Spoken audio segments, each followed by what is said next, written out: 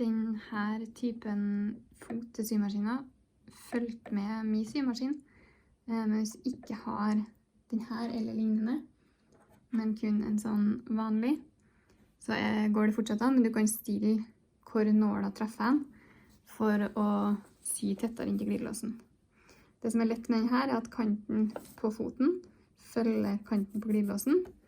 Med denne så hadde sømmen mest sannsynlig vært litt lenger ut.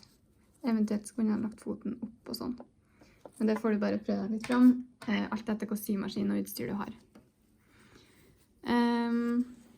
Nå har jeg tråkla, men jeg skal ikke begynne å sy på nederst her, for jeg synes det er litt vanskelig å treffe. Så jeg begynner mellom nål 2 og 3 nedfra, og så tar jeg helt nederst til slutt.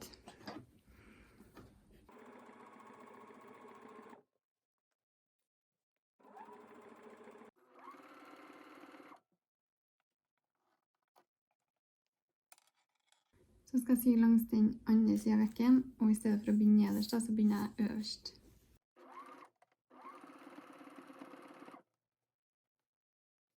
Nå har jeg sydd langs klippekanten på begge sider, men ikke sydd fast helt nederst. Det har jeg ikke gjort for at jeg synes det er enklere hvis jeg åpner jakken.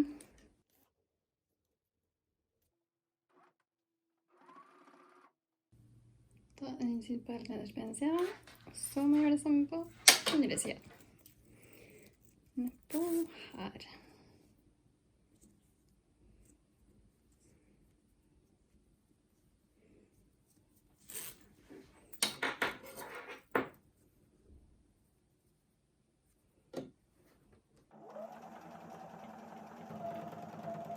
Men nå er det i hvert fall sydd på begge sidene, langs hele klippekanten. Men det er fortsatt en liten flapp her da, så den skal vi fikse nå. Nå skal vi feste glidelåsen til halskanten, og det gjør vi ved å sy for hånd.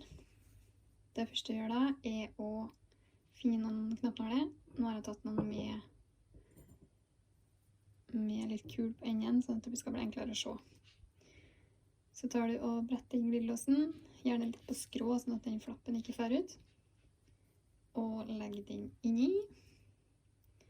Så er det egentlig bare å begynne å nåle fast.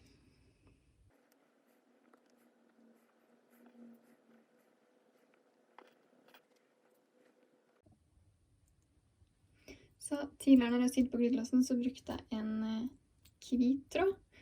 Men nå når jeg skal sy halskanten, så vil jeg ha en som vises litt mindre og går mer i ett med garnet. Så da har jeg funnet en grå en.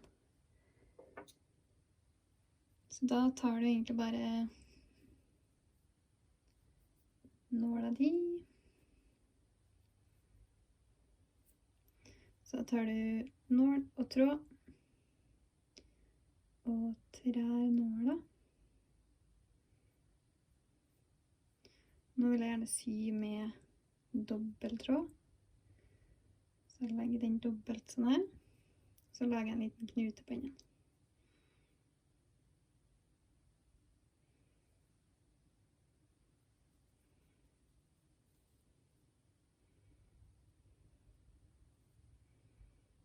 Sånn.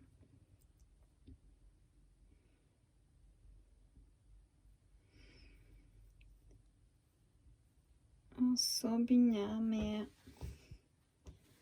den siden her. Tar og dobbeltsjekker at den der ikke fer ut. Så jeg flytter litt på den, sånn at den havner mer inni.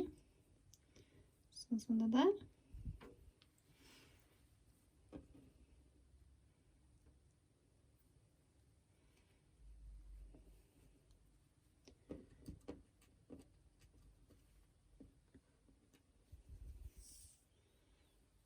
Så er det egentlig bare å... Det første jeg gjør er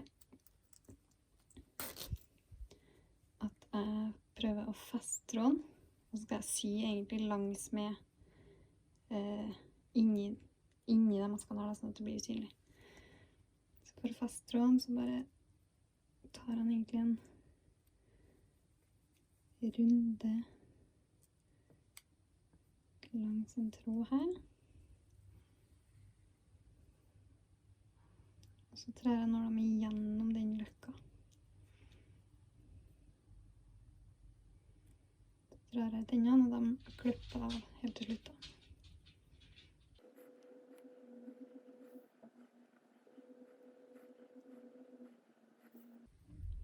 Så bare ta ut nålene etter hvert, så dobbeltsjekk at det ble bra, og at det sitter.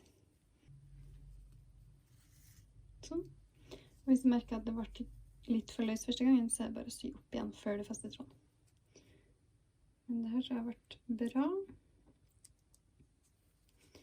Så jeg gjør sånn som det her, og så bare fester jeg tråden på samme måte før jeg klipper av.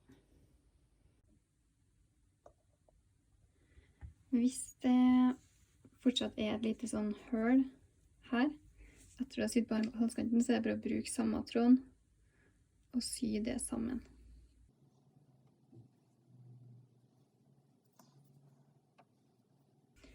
Så da er det bare akkurat det samme på andre siden.